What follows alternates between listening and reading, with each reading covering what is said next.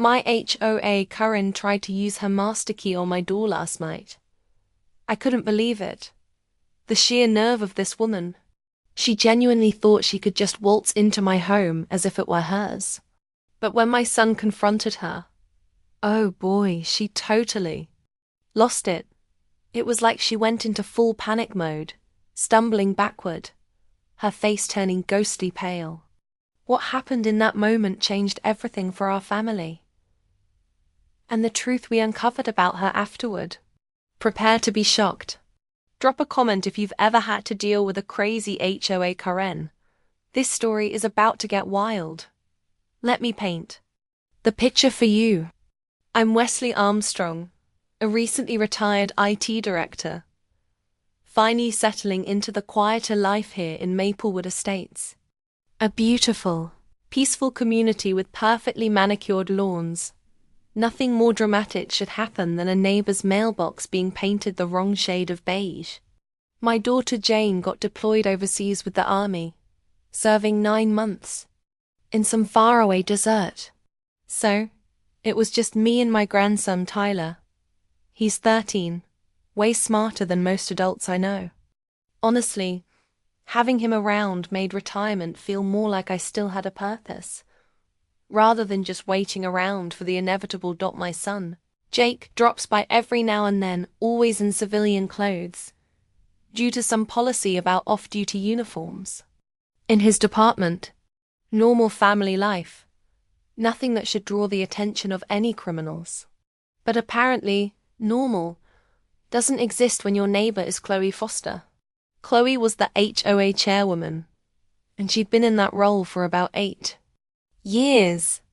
A professional woman in her mid-50s, always walked around with an air of authority as if she owned the entire place, because in many ways she did. HOA chairs hold a lot of power in these communities. She could fine you $50 for something as small as leaving your trash can visible from the street on the wrong day. But here's the thing that should have been my first red flag. During our initial welcome to the neighborhood conversation, she showed way too much interest in my home office. I mentioned that I was retired from IT, thinking it was just small talk.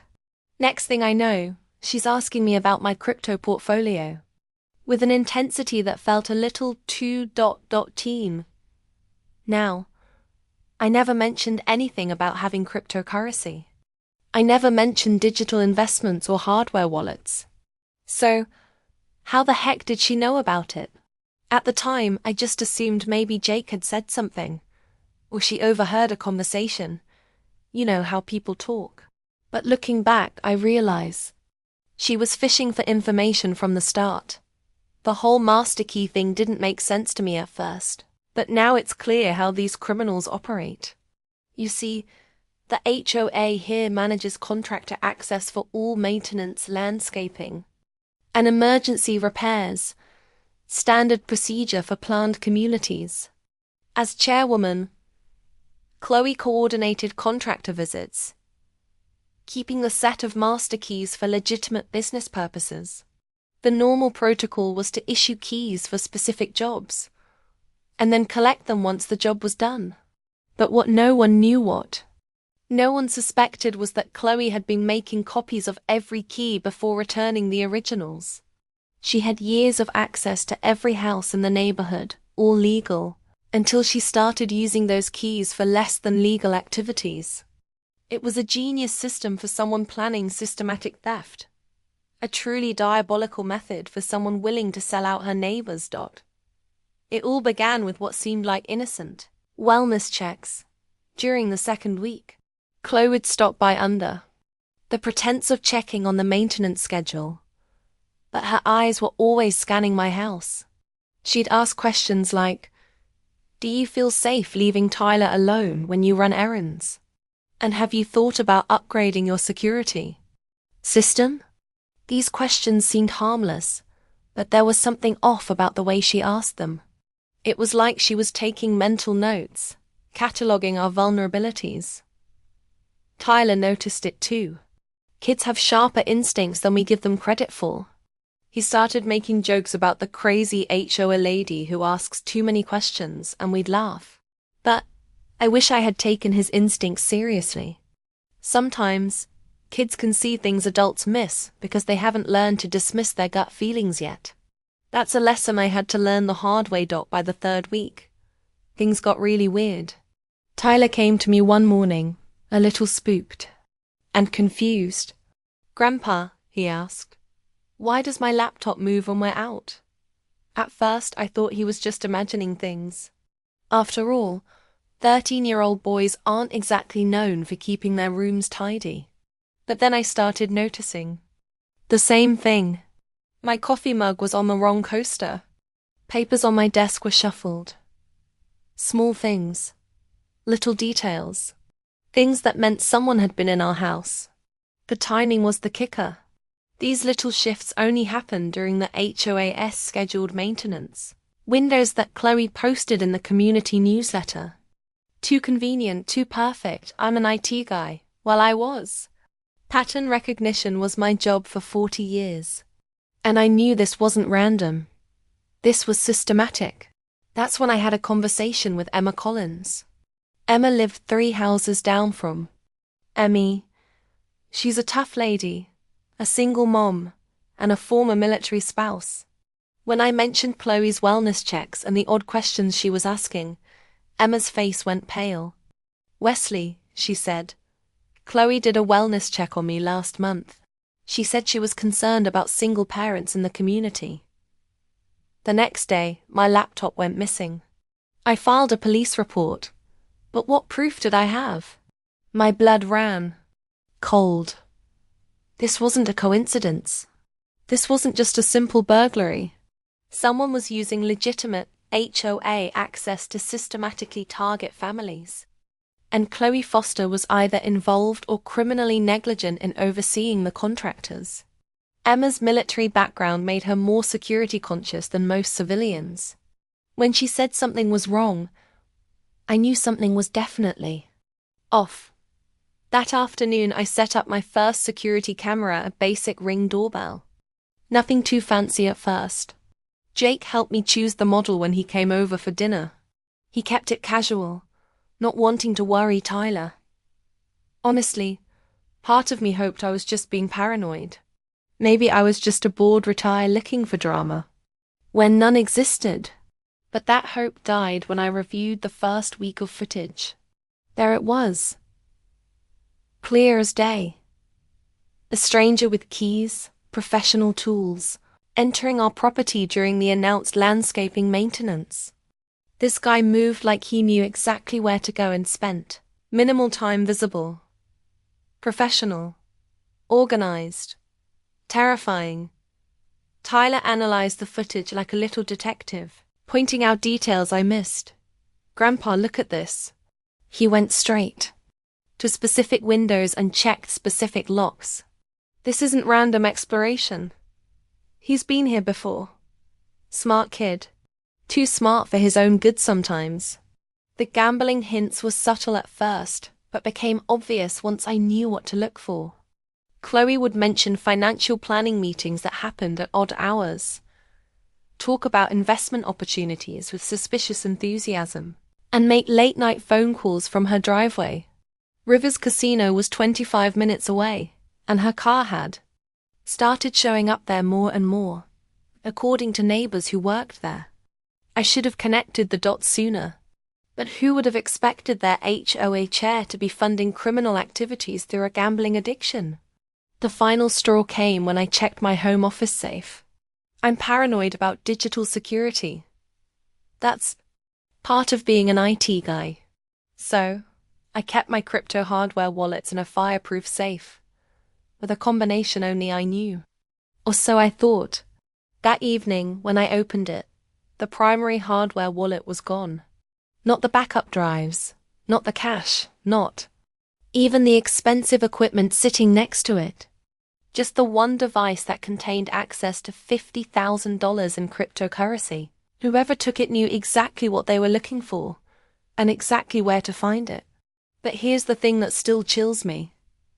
Only 3 people knew I had crypto stored in that safe: me, Jake, And somehow, Chloe Foster. Remember that first conversation where I never mentioned anything about my investments? How did she know?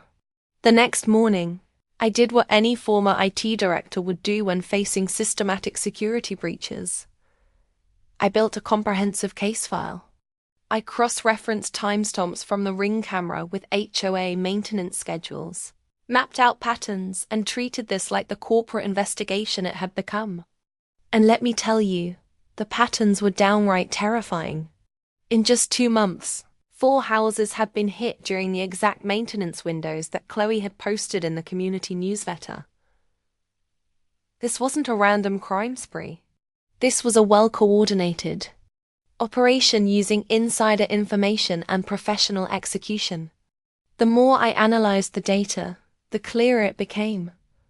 We were dealing with people who knew security systems, timing patterns, and neighborhood vulnerabilities better than most law enforcement agencies. Grandpa, her house has been refinanced 3 times this year, he explained, showing me printed documents. She's borrowed against everything she owns, maxed out credit lines, and even took cash advances on store credit cards. This woman is drowning in debt and running out of legal options to stay afloat. The timeline matched perfectly with the escalation of criminal activity in our neighborhood. Desperate people make increasingly dangerous choices when their backs are against the wall.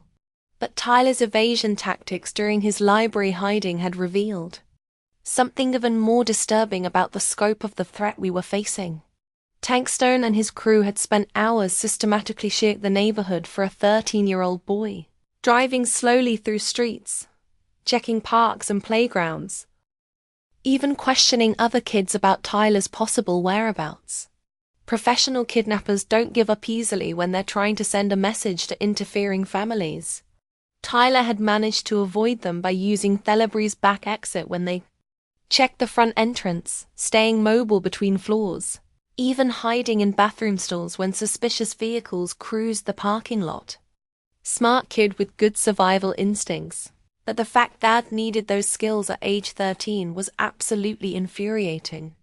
Chloe's desperation had reached critical mass by Saturday evening, with Big Eddie's final deadline approaching and no viable solutions remaining. The gambling debt that started as $5,000 6 months ago had metastasized through missed payments and compound interest into $13,000 plus collection fees. Money that a retired HOA chair simply couldn't access through legitimate means. Tankstone and his crew were positioned for their biggest score yet, with my cryptocurrency and equipment representing enough value to clear Chloe's debt and generate profit for Eddie's operation. All she had to do was provide access, maintain lookout services during the heist, and live with the knowledge that she'd betrayed niggers who trusted her with community leadership. Simple transaction for everyone except the victims whose lives would be destroyed. Saturday night arrived with an atmosphere of impending confrontation that had the entire neighborhood on edge. Tyler was safely home, but visibly shaken by his afternoon adventure. I was angry and auto bite through steel rebar. And somewhere in the shadows, professional criminals were finalizing plans to rob us blind while we slept. Chloe had been calling and texting all day, trying to arrange some kind of private meeting, claiming she needed to clear the air about misunderstandings and discuss community safety concerns. Right. The only misunderstanding was her thinking she could threaten my family without facing consequences. The only safety concern was the criminal organization she'd invited into our neighborhood. By 8 p.m., I'd had enough of her manipulation and lies. The aggressive pounding on my front door started exactly at 8:15, loud enough to rattle windows and wake neighbors 3 houses away. Wesley, open this door. We need to talk about your interference and the problems you're causing for everyone. Chloe's voice carried the kind of desperate rage that makes people dangerous.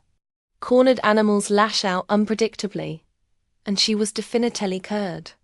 Tyler had just finished unpacking his emergency backpack when the door assault began, still processing his afternoon encounter with professional criminals. "Grandpa, should we call the police?"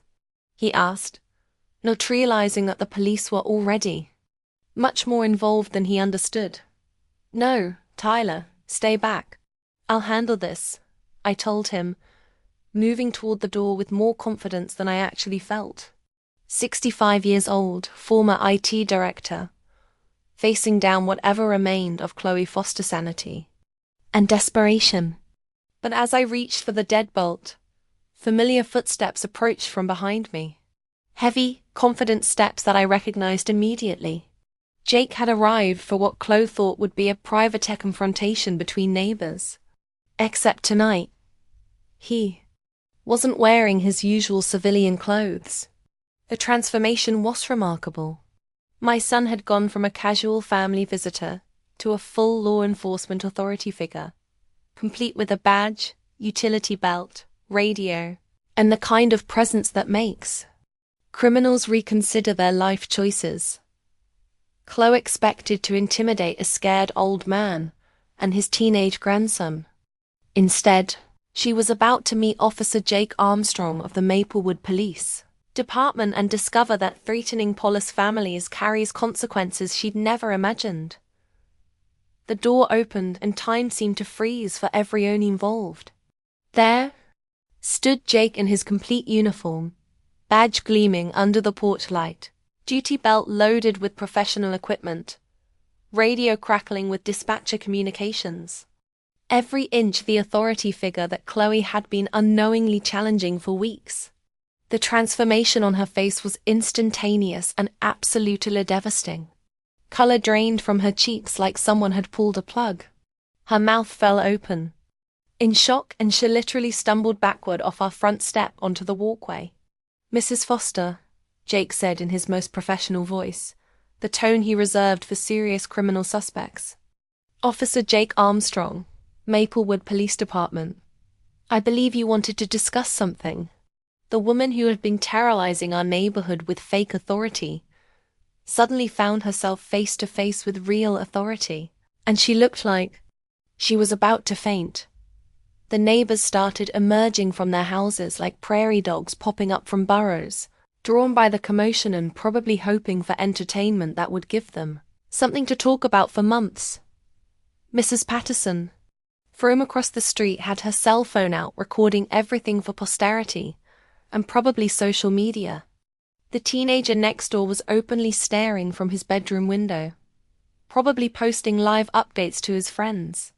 Even Emma appeared on her front porch, arms crossed, watching Chloe's world collapse in real time with the satisfied expression of someone finally seeing justice served. The audience made Chloe's humiliation complete.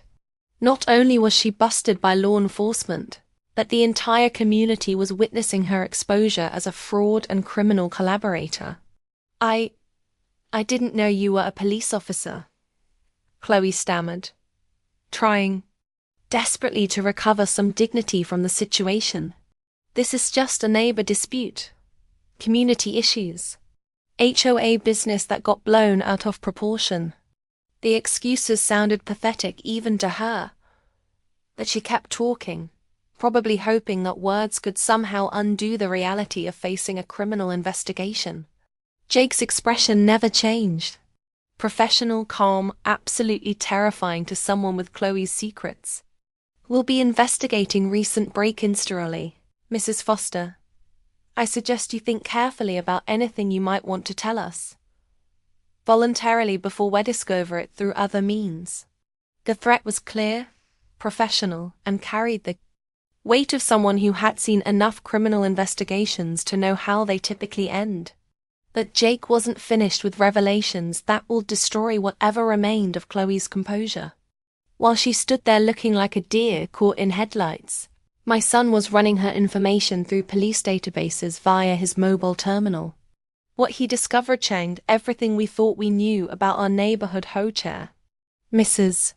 Foster," Jake said, his voice taking on an even harder edge. "Or should I say Mrs. Johnson from Nevada? Perhaps Miss Santos from Arizona? Because according to our system, you've been using 5 different identities across 3 states over the past decade. 5 separate identities, 5 different lives, each probably running from different problems, different debts, different consequences. Who was Chloe Foster really? What had she been running from for years that was so terrible she needed to keep changing her name and starting over? Jake runs Chloe's fingerprints through the system and discovers she has 5 different identities across 3 states. But which one is real? And what has she been running from all these years? When you saw that uniform reveal moment, did you get chills like I did? Tell me in the comments what you would have said to Chloe right then. The revelation about Chloe's 5 different identities sent shockwaves through our investigation, but it also accelerated everything into official police channels at lightning speed. Jake filed comprehensive reports that night, bringing federal agencies into the loop while maintaining strict evidence protocols that would hold up in court. No more amateur neighborhood surveillance. This was interstate organized crime with implications that stretched far beyond Maplewood Estates. The woman we'd known as Chloe Foster was actually Christine Johnson from Nevada fleeing gambling debts. Maria Santos from Arizona, running from loan shark violence, and 3 other identities were still discovering, each representing a life destroyed by addiction and increasingly desperate choices.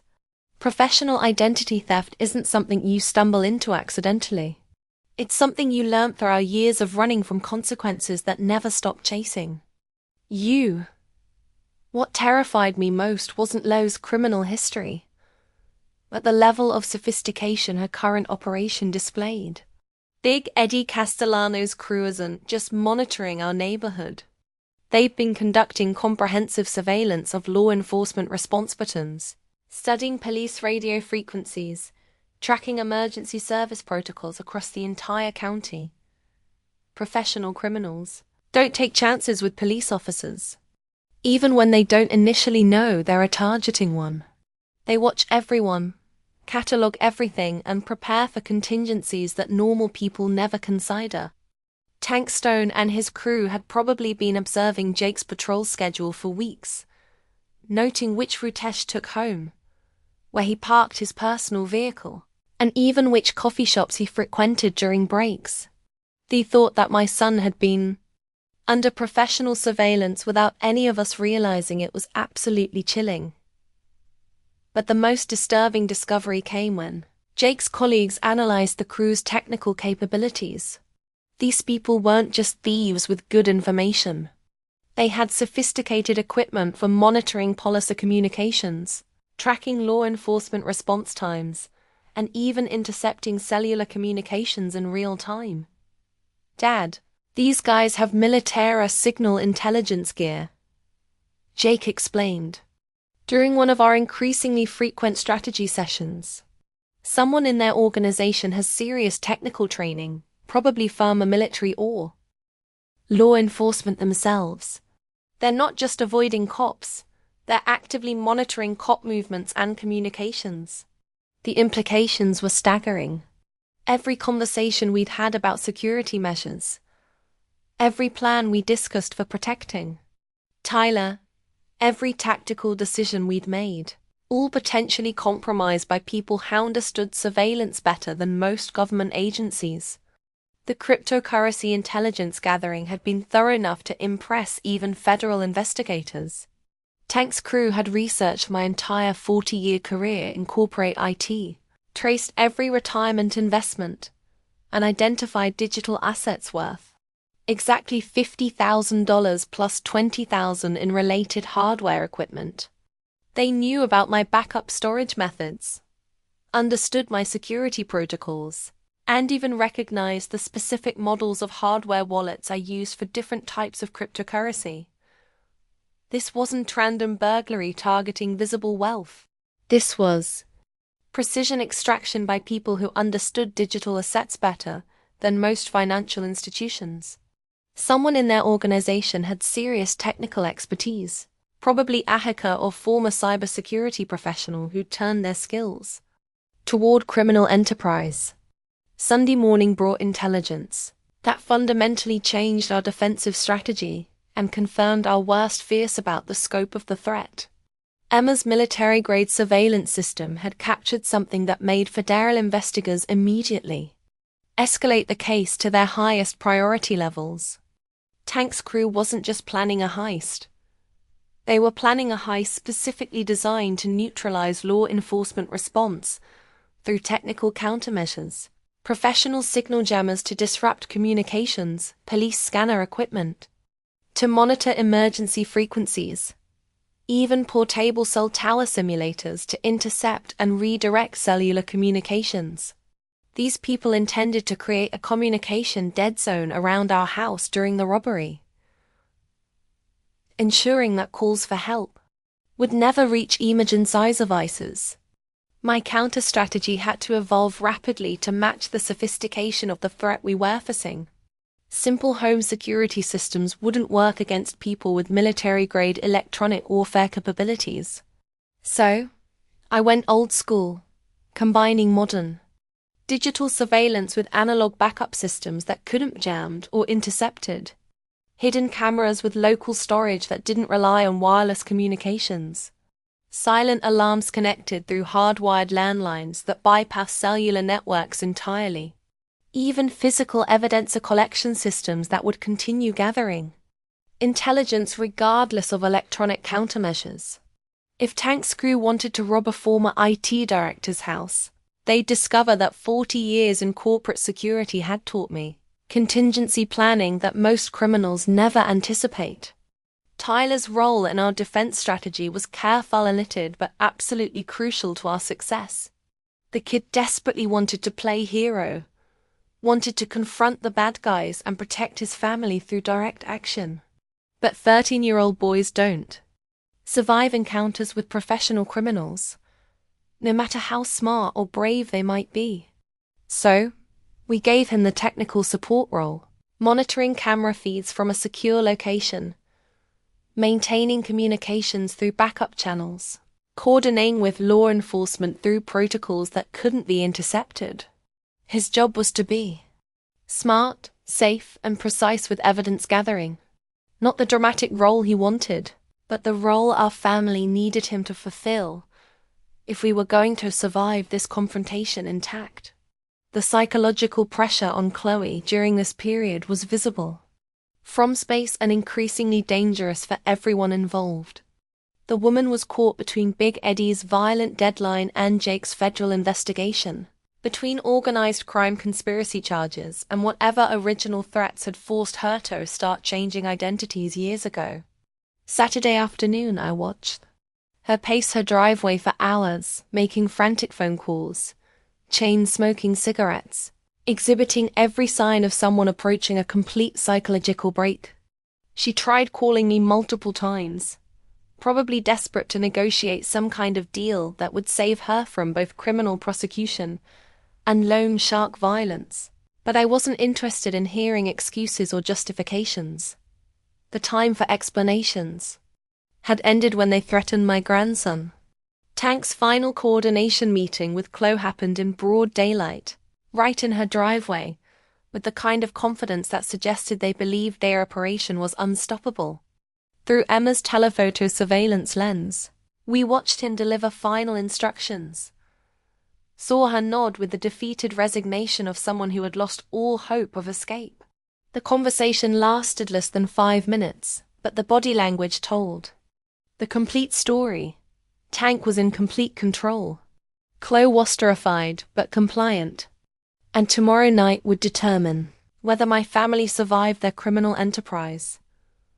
Whatever hold Big Eddie's organization had over her was stronger than her fear of federal prison, stronger than her terror of Jake's investigation, stronger than any remaining trace of conscience about betraying neighbors who trusted her. Sunday's heist preparation began before dawn with reconnaissance that demonstrated professional military-style opening. Tank's crew arrived using legitimate contractor vehicles and Chloe's master key access to conduct final intelligence gathering on our property. They verified camera positions, tested electronic terrorism, confirmed escape routes, and eliminated variables that could compromise their operation. These weren't street-level thieves hoping for lucky breaks. They were experienced professionals with systematic approaches to criminal enterprise.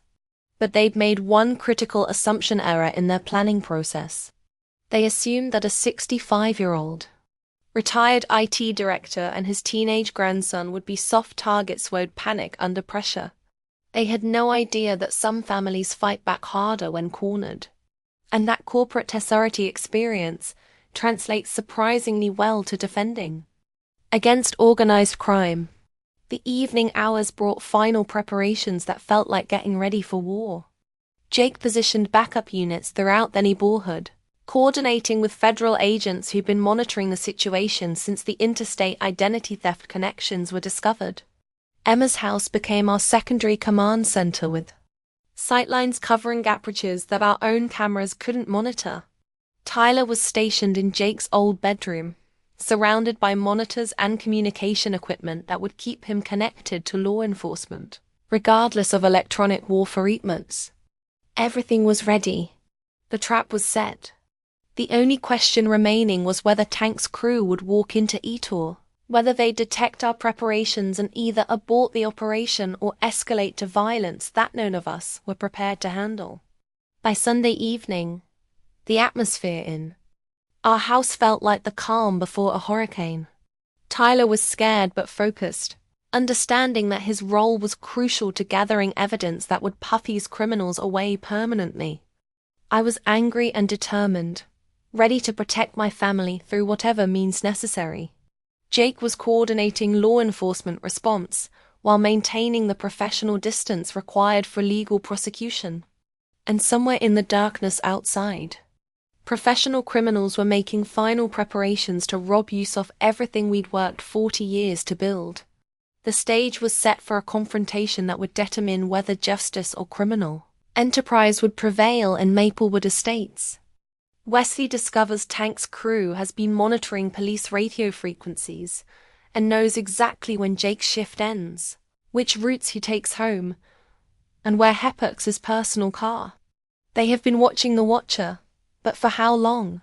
Sunday night arrived with the kind of electric tension that makes your skin crawl and your nerves sing with anticipation. 11:30 p.m. brought the sound every homeowner dreads. The subtle click of professional lock manipulation, followed by the almost inaudible whisper of our rear door opening. Tankstone led his crew with military precision that would have impressed generals, moving through our house like they'd rehearsed the layout for weeks. 3 specialists with state-of-the-art equipment, signal jammers powerful enough to create communication dead zones, and extraction tools designed specifically for cryptocurrency theft. They bypassed our basic security systems exactly as predicted, located target areas with BPS-level accuracy, and worked with the calm confidence of people who'd executed dozens of similar operations, without ever facing serious consequences. The professionalism was both impressive and terrifying. These weren't despotty martyrs stumbling through random break-ins. These were career criminals with systematic approaches to wealth extraction and law enforcement evasion. Tyler was positioned in our makeshift command center, surrounded by monitors displaying every camera angle we'd managed to establish over the past week of intensive preparation. The kid was scared but laser-focused, understanding that his evidence-gathering role could determine whether these criminals face justice or escape to victimize other families across multiple states. Grandpa, they're using some kind of electronic jamming device that's blocking cell signals, he whispered into his headset. Maintaining communic through hardwired landlines that couldn't be intercepted or disrupted. Tanks heading straight for your office with professional lockpicking tools and 2 crew members are splitting toward the basement and garage with equipment I don't recognize. They know our house layout better than most delivery drivers who've been here for years. Of course, they did. Chloe had provided detailed floor plans, security system specifications, daily routine schedules, even Tyler's sleeping patterns, and favorite hiding spots. She'd sold out every intimate detail about our family's vulnerabilities to save her own. skin from Big Eddie's escalating violence and threats. Jake was coordinating external operations from a concealed position that allowed comprehensive surveillance of all potential escape routes, while maintaining encrypted radio contact with backup units strategically positioned throughout the neighborhood. Professional police work executed with federal agency precision, not family vengeance driven by emotional responses, though I could detect carefully controlled fury in his voice every time he spoke into his radio communications. Suspects are inside a residential structure. Theft in progress, with federal agents standing by for coordination. We need them to complete multiple criminal acts before moving in for arrests that will survive appeals courts and procedural challenges. The legal requirements were incredibly frustrating, but absolutely necessary for successful prosecution that would dismantle the broader criminal organization. We needed them court-handed with stolen property, recorded confessions that would implicate Big Eddie's entire operation, evidence chains that would survive defense attorney challenges, and judicial technicalities. Justice through proper legal channels, not vigilante satisfaction that would allow dangerous criminals to escape on procedural grounds. The confrontation happened sooner than anyone had anticipated or planned. When Tank discovered Tyler's sophisticated monitoring equipment and realized the house was still occupied by people who weren't cowering in terror as expected. Professional criminals always prepare contingency plans for complications, but they strongly prefer operations that proceed according to carefully developed schedules without unexpected variables or civilian interference. Sir, we really don't want any trouble with civilians tonight, Tank said, maintaining professional calm and reasonable tone, even while committing multiple federal felonies simultaneously. Just let us complete our work efficiently and systematically, and absolutely nobody needs to get hurt during this process. I'll give the man credit for composure under pressure. He was remarkably collected during criminal activity, prepared for civilian resistance. Exactly what you'd expect from someone who had been running sophisticated criminal operations for years, across multiple jurisdictions. But he'd made one fundamental miscalculation about the specific family he was targeting tonight. Here's how this situation actually works, I told him, genuinely surprised by how steady my voice sounded despite the massive adrenaline surges coursing through my system. You're going to explain something important before you take another single step in my house. We specifically target my family. Why threaten my 13-year-old grandson? What made you people think that threatening an innocent child was an acceptable business strategy for professional criminals? Tank's carefully maintained professions. Mask slipped for just a moment, revealing something completely unexpected underneath the criminal inference. Not just organizational loyalty or financial motivation, but genuine personal fear of his own criminal organization and its leadership. You honestly don't understand the actual situation here, old man. We work for people who absolutely don't accept failure, excesses, or operational complications. Your cryptocurrency assets were supposed to clear a very significant organizational debt. Now, we're all in much deeper trouble than you can possibly imagine or comprehend. That's when I realized with growing horror that Chloe wasn't the only person trapped in Big Eddie's expanding web of financial control and criminal coercion. The systematic breakdown of Tank's professional composure under interrogation pressure revealed intelligence information that federal investigators had been desperately seeking for months through conventional channels. This wasn't just localized neighborhood theft or even regional criminal activity. It was systematic criminal warfare conducted across 3 states simultaneously, specifically targeting elderly retirees with substantial digital assets using HOA leadership positions as entry points for comprehensive criminal operations with sophisticated planning and execution. Big Eddie personally owns gambling debts and financial obligations from here all the way to Nevada, Tank explained while handcuffs clicked into place. as Jake's backup units surrounded our house with practiced tactical precision. Casino advances, business loans, personal guarantees, mortgage refinancing. He systematically identifies people drowning in insurmountable financial problems and offers immediate solutions that inevitably become permanent financial slavery. Chloe's just one of dozens of desperate people working accumulated debts through theft operations, identity fraud schemes, and whatever criminal activities generate sufficient revenue for the organization's expanding operations. The escapade was absolutely staggering and deeply terrifying. Our peaceful suburban eaglehood had been just one small operational component of a criminal empire that stretched across multiple states and countless victims. Chloe's complete psychological breakdown and comprehensive confession came during formal arrest processing when the crushing reality of federal conspiracy charges finally shattered whatever remained of her deteriorating psychological defenses and self-justification mechanisms. The gambling addiction had started innocently enough through social casino visits, small recreational bets, and entertainment activities that gradually evolved into compulsive behavior requiring increasingly desperate funding sources and risk-taking behavior. $5,000 in advanced payments from Big Eddie's legitimate casino operation had seemed like miraculous salvation 6 months ago when her other options were exhausted. 0.10%. Weekly payment requirements had seemed completely manageable until missed deadlines started accumulating compound penalties and escalating threats against family members. I never wanted anyone hurt or traumatized, she kept repeating through uncontrollable tears and hyperventilation episodes.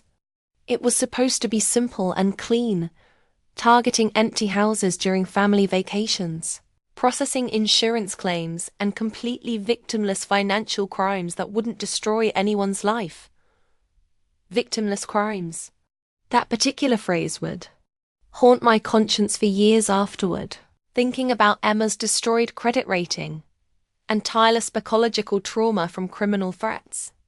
But the most shocking and disturbing revelation about Big Eddie's sextive criminal organization came from a completely unexpected source during routine processing procedures.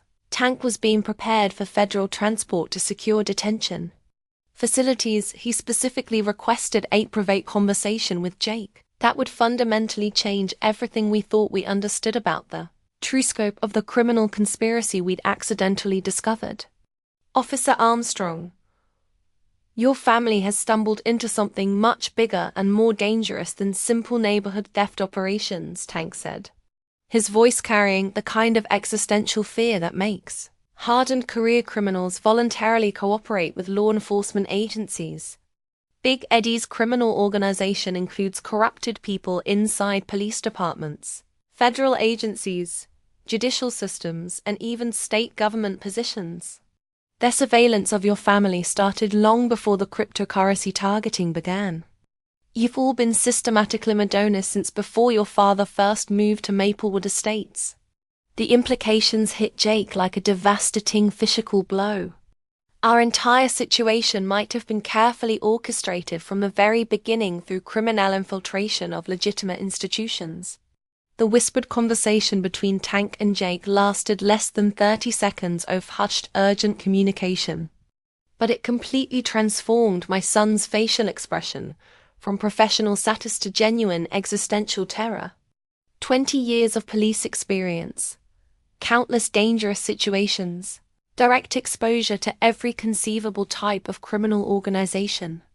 But whatever specific information Tank revealed shook Jake to his absolute core in ways I'd never witnessed before. Dad, we need to move the entire family to secure federal locations immediately, Jake told me, his voice carrying desperate urgency I'd never heard in 2 decades of knowing him as a professional law enforcement officer. Tank just provided critical information about Big Eddie's organization that fundamentally changed everything we thought. We knew this criminal operation has institutional cons we never suspected, geographic reach we never imagined, and financial resources that make our current security measures completely inadequate for family protection. What could possibly be so threatening that it would scare a veteran police officer into recommending immediate emergency family relocation to federal protection facilities?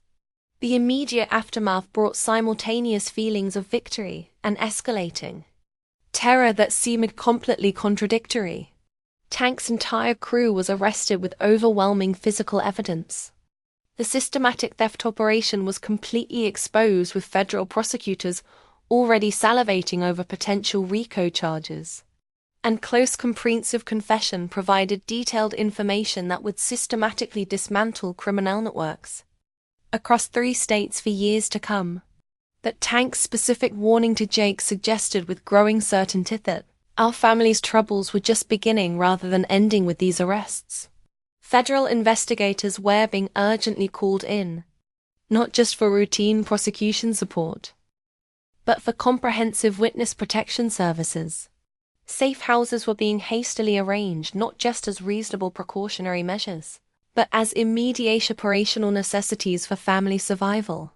The victory we'd achieved through careful planning had apparently triggered severe consequences that none of us had anticipated, prepared for, or even imagined possible.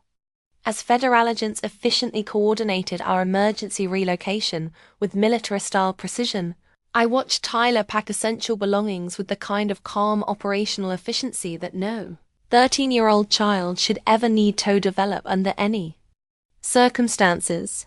My beloved grandson had been forced to grow up far too fast, learn about adult criminal dangers at far too young an age, and face sophisticated criminal threats that would permanently trout his most emotionally healthy adults. But he was handling the intense psychological pressure with remarkable emotional maturity, clearly understanding that our family's immediate survival depended on following federal law enforcement protocols exactly without deviation or argument. Grandpa, are we actually going to be okay after all this? He asked while systematically stuffing his laptop and essential electronics into a standard governmentist go bag. I honestly don't know for certain, Tyler, I answered with complete honesty. But we're definitely going to face whatever comes next together as a united family. During Tank's arrest, he whispers something to Jake that makes the officer's face go completely white. Later, Jake tells Wesley they need to move the family to a safe house immediately, but he won't explain why. What did Tank reveal about their operation? This ending gave me goosebumps thinking about my own family's safety. Have you ever felt like someone was watching your house?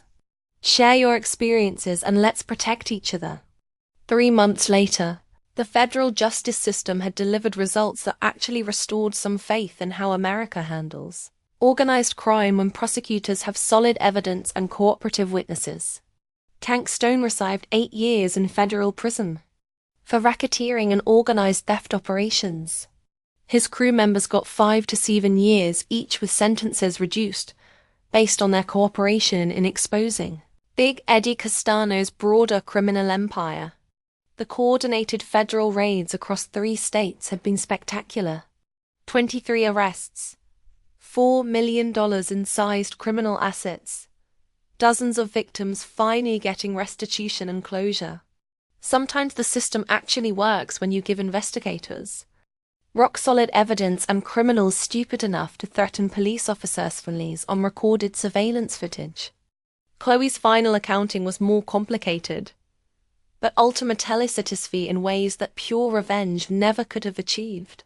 18 months in county jail, followed by 3 years of supervised probation, court-ordered gambling addiction treatment, and complete financial devastation from legal fees and victim restitution requirements. Her house was sold at auction to pay compensation to identity theft victims. Her reputation in any community was permanently destroyed, and her future would be spent rebuilding a life she'd demolished through addiction and criminal choices. Not the dramatic courtroom breakdown that makes good television, but real consequences that would follow her for decades. Sometimes justice looks like forcing someone to face the long-term damage they have caused and spend years making amends to people they've hurt. The transformation of Maplewood Estates HOA, became a case study for community organizations nationwide, proving that transparent letters and professional oversight can prevent criminal infiltration of suburban governance. Emma Kalinsmudged. As the natural choice for community organizing, coordinating victim support services while leading comprehensive reforms that eliminated the vulnerabilities Chloe had exploited. New contractor verification protocols, financial transparency requirements, and security measures that actually protect residents instead of enabling systematic theft operations. The woman who had lost the most to Chloe's betrayal became the driving force behind ensuring similar crimes never happened again. That's the kind of transformation that restores faith and human resilience. Victims becoming advocates, personal pain, becoming community protection. Tyler's recognition from law enforcement entities was gratifying, but more importantly marked his genuine maturation from the experience of confronting real evil and surviving through intelligence rather than bravado. The Maplewood Police Department trusted him with a civilian assistance combination for evidence gathering that led to federal convictions. But beyond official recognition, the kid had learned lessons about courage, family loyalty, and standing up to bullies that would serve him for life. His mother, Jane, returned from military deployment to find her son more confident, more aware of real-world dangers, and proud to be part of a family story that proved ordinary people can defeat organized crime through preparation and cooperation. Military families understand sacrifice and service better than most. She was genuinely proud of how her father and son had protected each other during her absence. Jake's career advancement from the federal investigation exceeded anything he'd expected from 20 years of professional work. Department commendation for outstanding investigation under personal pressure, consideration for detective emotion, based on his handling of interstate criminal cases, and recognition from federal agencies for maintaining professional standards while protecting his own family.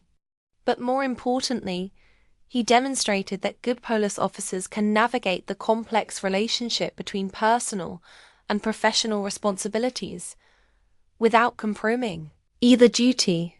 The uniform that had terrified Chloe Foster into submission became a symbol of everything law enforcement should represent: protection of innocent people, pursuit of justice through legal means, and courage to confront organized crime regardless of personal risk. My own evolution from retirement boredom to community leadership happened gradually, but felt completely natural given everything we'd experienced together. The neighbors who voted me, our chair unanimously, weren't just expressing gratitude for stopping criminal activity. They wanted leadership from someone who'd proven capable of handling serious problems with competence and integrity. Retirement had given me purpose again, not through leisure activities or hobbies, but through genuine service to people who needed protection from threats they couldn't handle alone.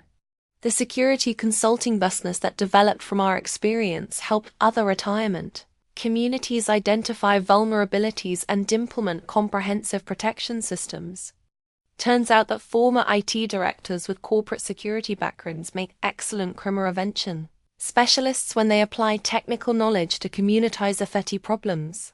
But our story's conclusion carried revelations that transformed victory into ongoing vigilance and reminded us that some battles never truly end. 6 months after the federal convictions, I received an encrypted email from an untraceable sender that made my blood run cold and confirmed Tank's warnings about Big Eddie's long-term retaliation methods.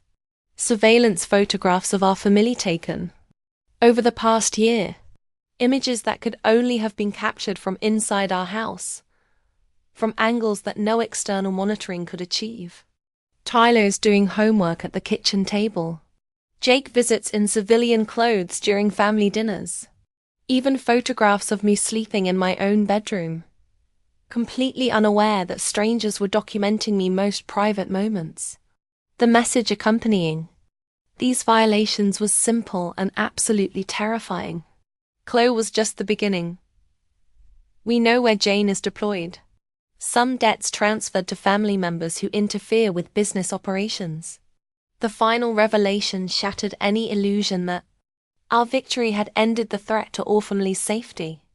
Tank's whispered warning to Jake hadn't been about immediate violent retaliation.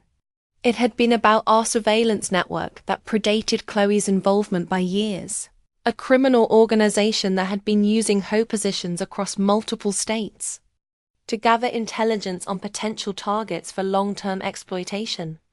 Our family had been under comprehensive observation for over a year, not just by Chloe's theft operation, but by a larger conspiracy that identified us as valuable assets for reasons we still didn't completely understand.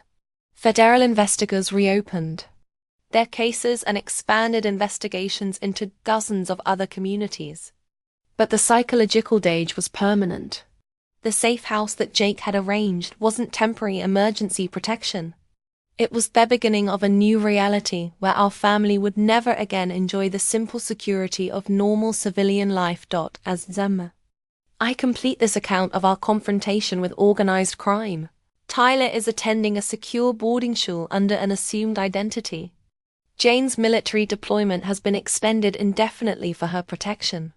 And Jake carries security protocols that he's not authorized to discuss with family members. The house in Maplewood Estate sits empty and monitored. Too dangerous for family occupation, but too valuable as ongoing evidence to abandon completely. Sometimes justice comes with price tags that exceed anything you expected to pay when you decided to fight back against criminal intimidation. But would I make the same choices again, knowing what I know now about the long-term consequences? Absolutely, without hesitation. Because some principles are worth defending regardless of personal cost. Some families deserve protection, even when it requires permanent lifestyle changes. And some battles choose whether you feel ready for confrontation or not. Wesley receives an encrypted email from an unknown sender with surveillance photos of his family taken over the past year. Photos that could only have been taken from inside their house. The message reads, "Chloe was just the beginning. When or where? Jane is deployed. Who else has been watching them? And how deep does this conspiracy really go?" That is the end of this incredible true story here on Echo Stories. Sometimes the people we trust most are hiding the darkest secrets. If this story gives you chills thinking about your own neighborhood safety, smash that like button to help us share these real experiences with more people. Thanks for joining us today, and we'll see you in the next video where we uncover more shocking truths that happen in everyday communities just like yours.